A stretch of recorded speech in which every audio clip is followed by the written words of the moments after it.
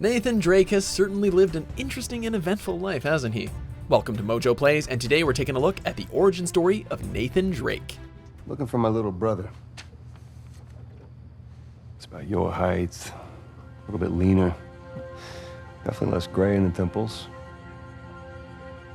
Sam? Before we begin, be sure to subscribe to MojoPlays and click on the links in the description to vote on upcoming content. Nathan Morgan was born sometime in the late 1970s to an adventurer father and archaeologist mother by the name of Cassandra. Nathan was the second son of Cassandra and his unnamed father, as his older brother Sam was born roughly 5 years earlier. Their mother worked with a fellow explorer named Evelyn, and the two worked on numerous archaeological and historical projects, chief among them being the lineage of Sir Francis Drake and the location of the legendary pirate Henry Avery's lost treasure. Her boys took an interest in her occupation, and the two were soon invested in the story of Francis Drake as well. There it is.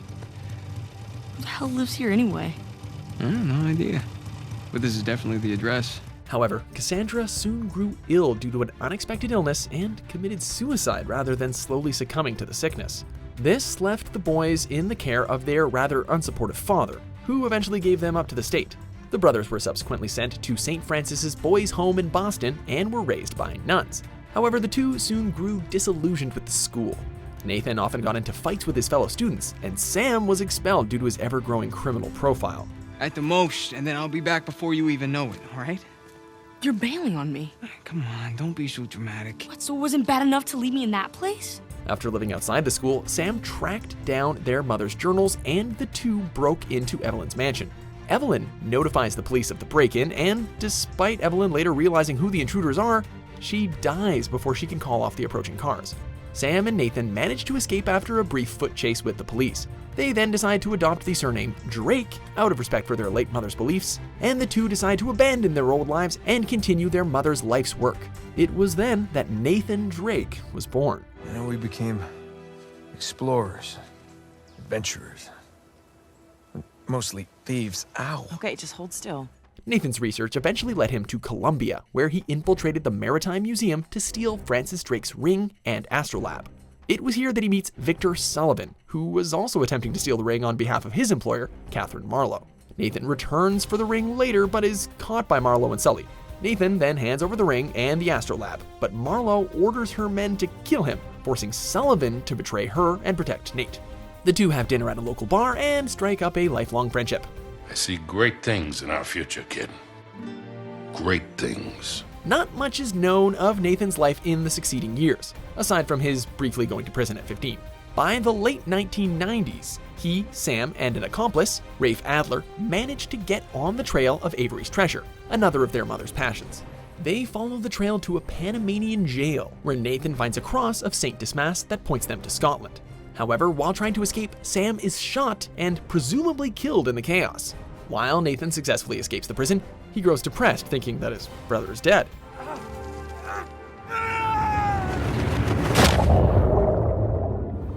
He and Rafe follow the trail to Scotland, where Rafe uses his money to excavate the surrounding area.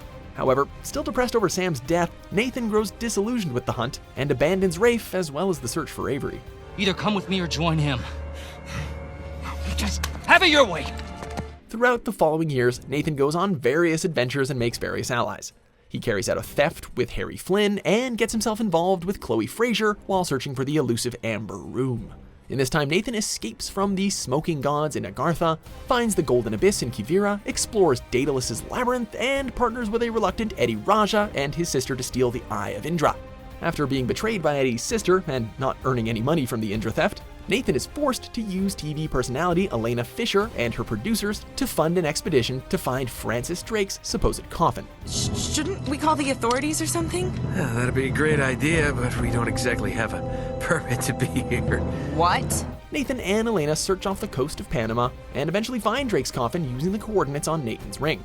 However, all they find is Drake's diary, which points them towards the fabled city of El Dorado. Unfortunately, Nathan eventually finds out that El Dorado is actually a golden sarcophagus that turns those who open it into zombie-like creatures. While searching for the sarcophagus, Nathan discovers the skeleton of Francis Drake and is very disappointed that his idol never found the treasure. He eventually sinks the deadly sarcophagus after learning that Atok Navarro plans on selling it on the black market. Adios, asshole. A few years later, Nathan is approached by old acquaintances Harry Flynn and Chloe Fraser to help them find Marco Polo's lost fleet and the elusive Chintamani stone. But of course, Nate is betrayed by Harry, who is working with a war criminal named Zoran Lazarevic. Throw me the rope, don't be stupid. Oh yeah, right, you're the mastermind. Only you overlooked one little detail. Didn't you, partner? While hunting for the stone, Nate runs into Elena, and their banter-filled relationship picks up right where it left off. I'm sorry, am I sensing some history here? Oh, Elena Fisher. Last year's model. That's cute. Chloe, Nate, Elena, and her cameraman Jeff reluctantly join forces to find Shambhala and the stone. Drake and company eventually discover the stone is actually Ember from Shambhala's Tree of Life. Drake discovers Lazarevic using the tree to heal his severe scarring and manages to defeat him before destroying the tree and Shambhala. While recovering from their adventure, Chloe persuades Nathan to pursue Elena, and the two kick off their relationship in earnest after yet another crazy adventure side by side. Guardian things were an 8. Are you kidding me? Yeah, those were terrifying. What's a 10? Clowns. She and Drake get married, but Nathan's fear of commitment and longing for adventure leads to their split. Nate. You're still wearing it. Yeah, I am. It helps in this part of the world. Oh, really? Seriously? Don't flatter yourself. Sometime later, Nathan and Sully cross paths with Sully's old employer, Catherine Marlowe, and steal Drake's old cipher disk. Nathan discovers that Drake and John Dee were hired by Queen Elizabeth to find the fabled Atlantis of the Sands. Drake and Sully meet up with Elena and eventually find Iram. However, Nathan discovers that the city's water supply leads to vivid hallucinations. Not the wrath of God. The whole water supply is tainted with some sort of hallucinogenic agent. And the city is, destroyed by Nathan and Sully. On their way home, Sully gives Nathan his old wedding ring, and he and Elena seemingly make up and rekindle their relationship. Let's get out of here, huh? Yeah. They then settle into a normal life in New Orleans, and Nathan finds a job as a diver for a salvaging company.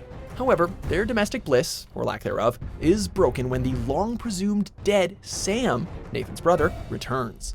While Nathan is elated to see his presumed dead brother, Sam tells him that he's in debt with a dangerous drug lord who broke him out of prison in exchange for finding Avery's lost treasure. Nathan decides to help Sam find Avery's treasure, both to protect his brother and to satiate his longing for adventure. He lies to Elena about his whereabouts, terrible move, as he fears that she would be unsupportive. They track down Sully and go on their adventure, getting entangled with their old buddy Rafe Adler along the way. However, Elena obviously discovers Nathan's true whereabouts and the existence of a brother he never mentioned, putting a great strain on their relationship and sending Nathan into a mental funk. If you're done lying to me, then you should stop lying to yourself. To add insult to injury, Nathan later learns that Sam lied about his escape. It turns out that he simply walked out the front door after Rafe bought him out in exchange for his help in finding the treasure. Nathan, Elena, Sully, and Sam eventually reconcile and find Avery's treasure. Oh, Sam. Jesus, no.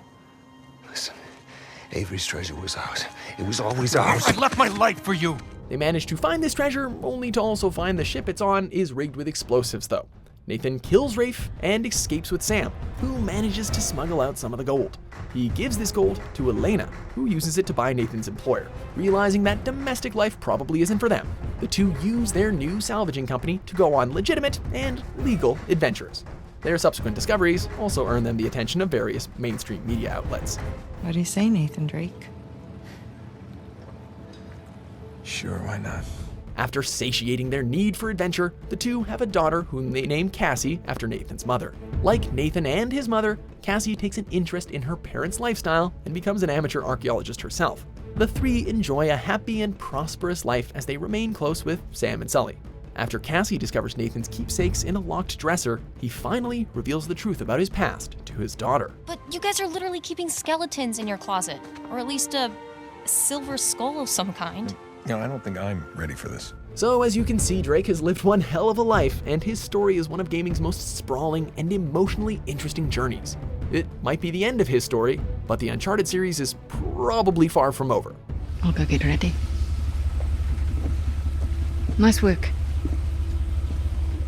Thanks for watching Mojo Plays. Be sure to subscribe and click on the link in the description below to check out our suggestion page and vote on what content you'd like to see us cover next.